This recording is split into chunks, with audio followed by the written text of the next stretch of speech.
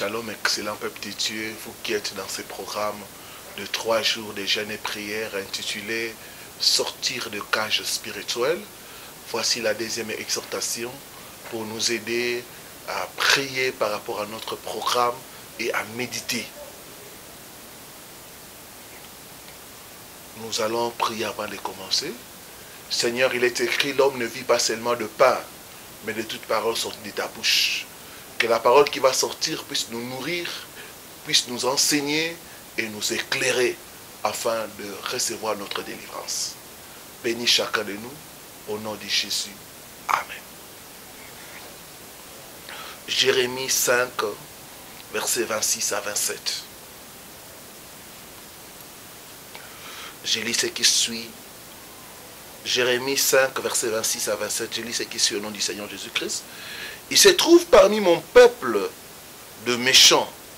Ils épient comme l'oiseau qui dresse des pièges. Ils tentent des filets et ils prennent des hommes. Comme une cage est remplie d'oiseaux, leurs maisons sont remplies de fraude. C'est ainsi qu'ils deviennent puissants et riches. Bien-aimés, l'ennemi se spécialise à bloquer et à mettre la vie des gens dans des cages spirituelles. Les cages spirituelles sont réelles, mais aussi réelle est la délivrance de cages spirituelles. L'heure de notre sortie est arrivée au nom de Jésus-Christ. Je vais nous parler sur les symptômes d'une vie en cage. Et enfin, je parlerai de comment sortir de cage spirituelle. Quels sont les symptômes d'une vie en cage? Premier symptôme, c'est une vie remplie de restrictions. Une personne qui est en cage spirituelle va mener une vie de limitation. Comme un animal qui est mis dans une cage, il ne peut se déplacer qu'à l'intérieur de la cage, pas au-delà. Ainsi, une personne qui est mise dans une cage spirituelle ne peut pas aller au-delà d'une certaine limite, ne peut pas franchir certaines barrières, parce qu'étant dans la cage spirituelle. Beaucoup vous constatez qu'il y a une limite que vous n'arrivez pas à dépasser ou à franchir, simplement parce que votre vie est dans une cage spirituelle. J'ai reçu à l'église le cas d'un capitaine de la police. Et quand nous étions en train de partager avec lui, il m'a dit, pasteur, j'ai vu comme une limitation dans le domaine des finances. Je n'arrive pas à dépasser le montant de $300. Dès que j'arrive à ce montant, je tombe. Donc, pasteur, je n'arrive pas, je peux me battre comment? Mais je n'arrive pas à dépasser $300. Quand nous sommes entrés en profondeur, on a diagnostiqué qu'il y avait une limitation financière qu'on avait placée sur sa vie. Je ne sais pas, peut-être c'est ton cas. Il y a une certaine limite que tu n'arrives pas à franchir. Dans tes finances, tu te bats. Tu fais tout ce qu'il faut faire. Mais tu es toujours limité. J'ai dit que durant ce programme de 3 jours de jeûne et prière, cette cage financière sera brisée au nom de Jésus. J'ai dit, elle sera brisée au nom de Jésus. Je te vois sortir. J'ai dit, je te vois sortir au nom de Jésus. D'autres, il y a une certaine limitation dans les études. Dans la famille, les gens s'arrêtent seulement au niveau du baccalauréat ou des diplômes d'État. Pas plus. Quand vous regardez la famille, il n'y a personne qui a fait l'université. C'est parce que c'est une vie en cage. On vous a tous placés dans une cage. J'ai dit que cette cage sera brisée au nom de Jésus. J'ai reçu le cas d'une personne qui était dans les affaires. Et sa limite c'était $1000. Pas plus.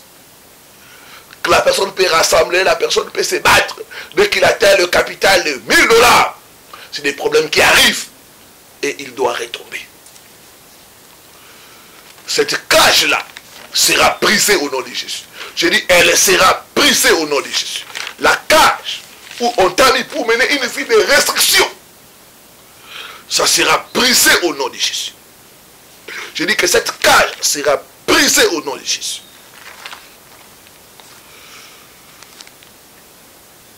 Deuxième symptôme qui montre que la personne est dans une cage, c'est une vie remplie de contradictions. Ici, on va constater par exemple, la personne est hautement qualifiée, mais n'arrive pas à trouver du travail. On va constater une belle femme, remplie de qualités, mais n'arrive pas, mais aucun homme n'arrive à s'intéresser à elle pour le mariage. J'ai parlé avec une sœur, et elle me disait, pasteur, moi je sais entretenir les hommes. Des fois je mets les hommes à l'aise. Je leur donne même l'argent. Mais avec le même argent, ces hommes me déçoivent, vont aimer d'autres femmes. J'avais compris que notre sœur était dans une cage. Je ne sais pas dans quelle cage on t'a placé, mais cette cage sera brisée au nom de Jésus. Quand tu regardes ta vie, c'est comme si c'est une contradiction. Tu as des qualités, tu as des capacités. Quand tu te regardes, tu dis, la vie que je mène, ce n'est pas la vie que je dois mener. C'est simplement parce qu'on t'a mis dans une cage. Cette cage sera brisée au nom de Jésus.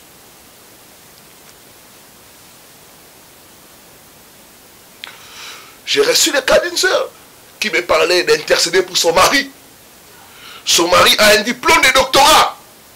Quand il va chercher du travail, des fois les gens lui disent, tu es trop qualifié.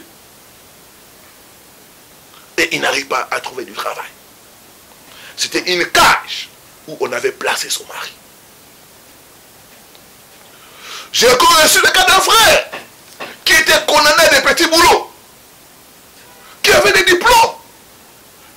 Et une fois, le frère a croisé une de ses collègues d'université. Quand la collègue l'a vu en train de faire le travail qu'elle était en train de faire, sa collègue voulait pleurer. Et ça lui avait fait du mal. Je ne sais pas, peut-être on t'a condamné à une vie de contradiction. Je dis que cette contradiction va prendre fin au nom de Jésus. Cette cage où on t'a placé, tu as des capacités, tu as des talents. Mais parce que tu es dans la cage, personne ne peut te voir.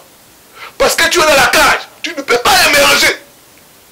Je dis que cette cage sera brisée au nom de Jésus. La contradiction sera corrigée au nom de Jésus-Christ de Nazareth.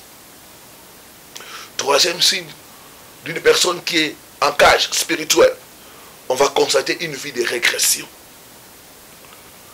Nous verrons la personne toujours en train de faire marche en arrière. Tu ne fais que rétrograder.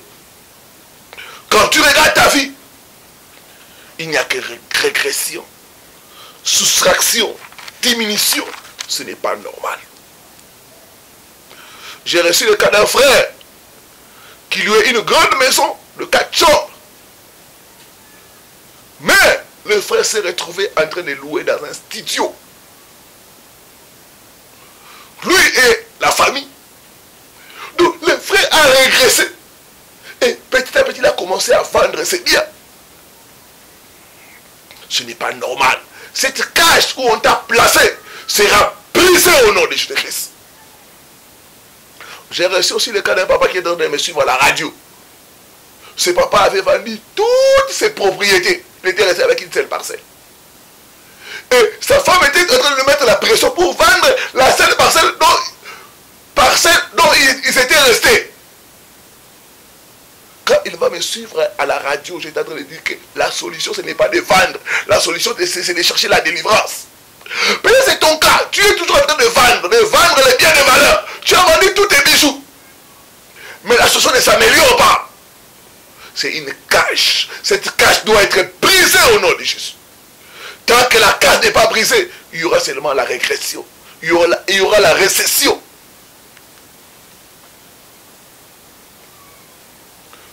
J'ai encore reçu le cas d'une sœur. Elle partageait avec moi, elle dit, pasteur, en suivant vos enseignements, j'ai remarqué une chose. Chaque fois que je prends un emploi, quand je commence, c'est toujours avec un bon salaire. Puis, petit à petit, on diminue mon salaire. Puis, on me renvoie. Sans cause valable. Et elle a dit, 3-4 fois, j'ai remarqué cela. J'ai toujours bien commencé le travail. Après, c'est la rétrogradation. Et après, c'est le renvoi. J'ai dit que cette marche arrière doit prendre fin au nom de Jésus. Je vois Dieu te faire sortir des cages spirituelles au nom de Jésus.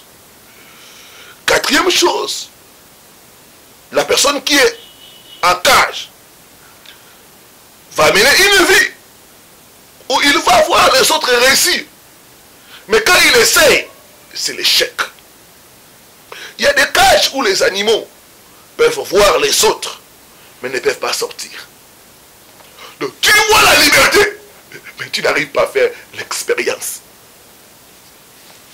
Tu vois les autres attraper facilement du travail, se marier, progresser. Mais quand toi tu essayes, c'est échec. Je parle à toi, ma soeur. Je parle à toi, mon frère. C'est avec qui vous avez voyagé en Europe. Ceux qui sont venus même après vous ont eu des documents. Ils sont stabilisés. D'autres sont en train de construire au pays. Mais toi, tu es toujours en train de tourner en haut. Je dis qu'avec Jésus-Christ, ta délivrance est possible. Cette cage sera brisée au nom de Jésus.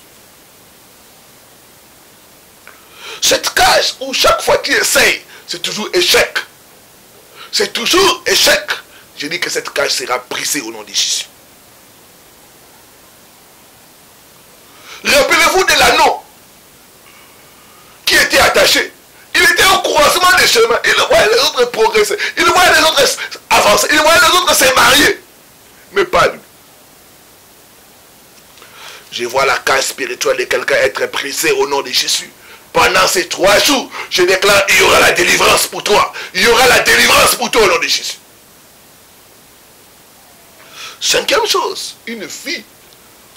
La vie dans la cage. La personne va mener une vie de dépendance aux autres. Les animaux qui sont dans la cage dépendent des autres pour leur subsistance. Ils ne connaissent pas ce que veut dire être indépendant. On leur jette un peu de bananes, un peu d'arachide. Tout ce qui est jeté est pour eux. Ils n'ont pas d'autre choix. Mais je parle à toi, mon frère, ma soeur. Tu vis des subsides, tu vis de l'aide. Ce n'est pas normal. Dieu ne t'a pas créé pour être dépendant des autres. Cette cage doit être brisée au nom de Jésus. Pour vivre, il faut la solidarité. Il faut qu'on cotise pour toi. Tout le temps. Des fois, tu es logé. Après, tu perds le logement. Et tu es encore sous-logé par d'autres personnes. Je dis que ta délivrance est possible au nom de Jésus. Ta délivrance est possible au nom de Jésus. L'état est arrivé où tu dois te fâcher, dire que cette cage doit être brisée. L'heure de ma sortie est arrivée au nom de Jésus. Je dis que l'heure de ta sortie est arrivée au nom de Jésus. Cette vie de mendicité, cette vie de dépendance doit prendre fin au nom de Jésus. Je dis que ça doit prendre fin au nom de Jésus. 6e, la personne qui est en cage vivra une vie en dessous du standard de Dieu pour ses enfants. La Bible dit, vous serrez la tête. Mais toi, tu vis en tant qu'inaqué. C'est parce que tu es en cage. La Bible dit, vous prêterez à beaucoup de nations. Mais toi, tu vis une vie de dette. Je dis que cette cage sera brisée au nom de Jésus. Comment sortir des cages spirituelles? Première chose, tu dois reconnaître que seul Jésus peut te faire sortir des cages spirituelles où on t'a placé. Il n'y a que Jésus qui peut nous libérer. Le diable ne peut pas libérer la personne qui le tient en otage. Non. Seul Jésus peut nous libérer des cages spirituelles. Tu dois reconnaître cela. Deuxième chose, tu dois te repentir de tout péché.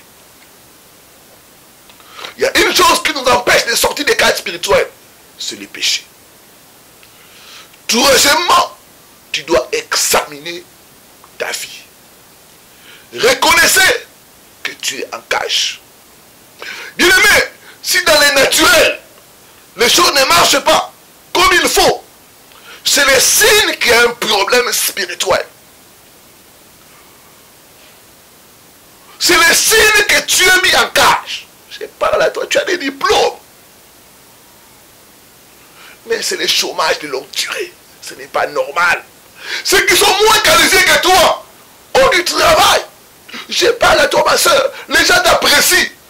Mais aucun homme ne veut de toi en mariage. Reconnaissez qu'il y a un ça ne va pas. Ce n'est pas vers la délivrance. Reconnaissez que ta vie est en cage. Tu es appelé à voler, mais tu es en train de ramper. Je dis que cette contradiction doit être corrigée au nom de Jésus. Quatrième chose, tu dois t'engager dans la prière interrogative.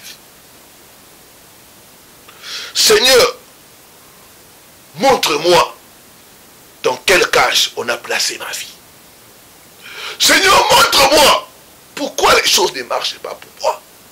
Jérémie 33:3, il dit, invoque-moi, je te répondrai, je te montrerai les choses cachées que tu ne connais pas.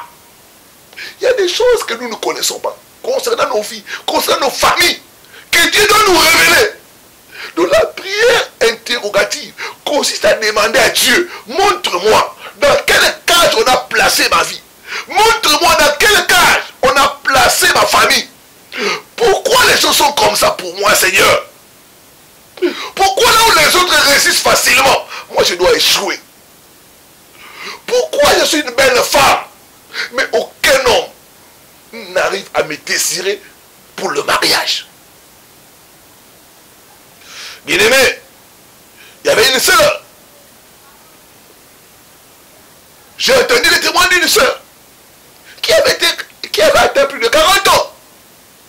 Elle avait fini ses études en doctorat, PhD comme disent les anglophones, mais elle n'arrivait pas à se marier. Elle avait eu un bon travail, mais aucun homme ne s'intéressait à elle pour le mariage. Quand elle s'est convertie, elle a entendu des enseignements, elle a compris que la situation n'était pas normale. Le premier pas vers la délivrance, c'est comprendre que ta situation n'est pas normale. Elle s'est mise dans la prière, à chercher la face de Dieu. Dans la prière interrogative. Pourquoi Dieu? Je suis une belle femme, intelligente, avec un bon travail. Mais pourquoi aucun homme ne s'intéresse à moi pour le mariage? Elle a commencé à faire des temps de jeûne et prière. Un jour, en priant, elle va voir la vision d'une bouteille. Elle n'avait pas compris la signification. Mais pourquoi moi j'ai pris pour le mariage? Je vois une bouteille. Elle va partager avec son pasteur. Et le pasteur va lui dire, ça peut être que c'est dans cette bouteille-là, on a mis ton mariage, on a mis ta vie pour que tu ne puisses pas te marier. Tu dois aller demander à tes parents. Peut-être qu'ils peuvent te donner la réponse. Et notre soeur a fait les déplacements jusqu'à aller voir ses parents. Et en visitant, il était en train de parler avec son père, de partager. Papa, moi j'ai fini des études. J'ai un bon travail, mais je n'arrive pas à me marier. Mais est-ce que dans la famille, il y a une bouteille où vous nous avez placés? C'est à ce moment-là que le papa va se réveiller. Et le papa va commencer à dire, oui, ma fille, quand tu es née, on a vu que tu étais une belle femme et on avait peur. On se disait que peut-être les hommes vont courir après toi, t'engrosser et t'empêcher de connaître les études. C'est ainsi que ta grand-mère et moi, nous avons fait des fétiches et nous t'avons placé dans une bouteille. En en fait qu'aucun homme ne s'intéresse à toi. Comme ça, tu vas conduire tes études et terminer. Mais on avait oublié de détruire cette bouteille-là. Bien aimé, il y a des choses qu'on a fait dans nos familles. Mais seul Dieu peut nous révéler. J'ai reçu le cas d'une de mes filles spirituelles. Quand nous avons commencé le programme de chaînes et prières, elle avait des problèmes de mariage. Je lui ai dit, tu dois faire la prière interrogative. Il dit, invoque-moi. Je te montrerai les choses cachées que tu ne connais pas. Quand nous sommes montés dans la prière, notre sœur a eu une vision. Elle s'est vue en prison et il y avait son oncle maternel qui était en train de la surveiller. Quand elle a partagé avec moi la vision, j'ai dit, c'est là ta prison. Il y a ton oncle, ta famille, ils t'ont placé dans la prison. Ils ont mis un garde du corps, ton oncle, pour que tu ne puisses pas te marier. Mais nous avons commencé les prières, nous avons pris cette prison-là. Après quelques temps, il y a eu un homme qui s'est présenté. Aujourd'hui, elle est fiancée, en train de se préparer pour le mariage. Bien-aimé, notre Dieu est capable de te révéler les choses cachées. Engage-toi dans la prière interrogative. Pourquoi les choses sont comme ça dans ma vie, Seigneur? Montre-moi dans quelle prison on m'a placé, dans quelle cage. Tu ne peux pas combattre dans les vides. Tu dois combattre avec la révélation. Cinquième chose, pardon. Tu dois détruire par le feu les forces qui ont mis ta vie en cage. Au nom de Jésus-Christ, je libère les feux de Dieu sur toute personne, sur tout esprit qui a mis ma vie en cage. Au nom de Jésus-Christ, qu'il soit détruit, que les chemins de tombent sur lui et qu'il puisse me libérer. Au nom de Jésus-Christ. Dans le jeûne et dans la prière.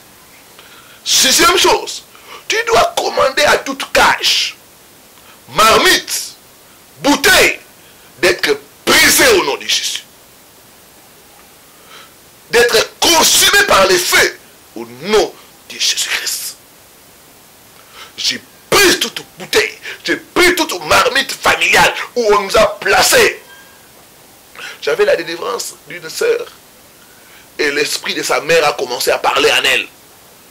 Je les ai mis tous dans ma marmite, en dessous de ma chambre, en dessous de mon lit. Là, c'était l'esprit de la mère. Et nous avons brisé la marmite. D'autres, on vous a placé dans des calebasses. Ces calebasses seront brisées au nom de Jésus.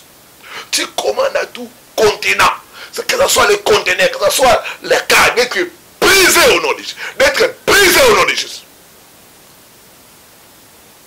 Et tu commences par la foi à sortir. Je sors de cette cage spirituelle. Je sors au nom de Jésus. Et huitièmement, tu dois demander la restauration de tout aspect de ta vie qui est mis en cage. Seigneur, restaure mes finances, restaure ma santé, restaure mes relations, restaure cette partie du corps que l'ennemi a mis en cage au nom de Jésus. Je vais prier pour vous. Seigneur, j'amène ton peuple. Que toute force qui a mis en cage sa vie, maintenant, je dis que le temps est expiré. Tombez et mourrez au nom de Jésus. Tombez et mourrez au nom de Jésus. Cage de limitation, cage de célibat, cage de pauvreté. Brise-toi au nom de Jésus. Brise-toi au nom de Jésus. Brise-toi au nom de Jésus. Je commande que toute cage spirituelle soit brisée au nom de Jésus. Je commande ta sortie maintenant au nom puissant de Jésus-Christ de Nazareth. Je vois les gens sortir des tombeaux. Je vois les bouteilles se casser. Je vois les marmites être brisées par le feu de Dieu. Je prophétise ta sortie au nom puissant de Christ de Nazareth. C'est l'exode. Sors de cette cage-là. Sors de cette cage de maladie. Sors de cette cage de célibat. Maintenant au nom de Jésus. Maintenant au nom de Jésus-Christ. Merci Seigneur Jésus. Merci pour la puissance de Dieu, pour l'onction qui brise les jougs. Merci notre Dieu de libérer ton peuple, Père de grâce. Merci étant des armées, par le feu et par la puissance du Saint-Esprit, ton peuple est en train d'être libéré. Ton peuple est en train d'être libéré. Au nom de Jésus. Au nom de Jésus. Merci Seigneur Jésus. Amen. Amen. Amen. Que Dieu vous bénisse. Ne manquez pas de prendre les points de prière concernant ces programmes de 3 jours de jeûne et prière, de le faire, de suivre les vidéos de prière, de refaire cela à plusieurs fois jusqu'à la victoire totale. Que Dieu vous bénisse. C'était votre serviteur, le révérend Paul Richard Pandi.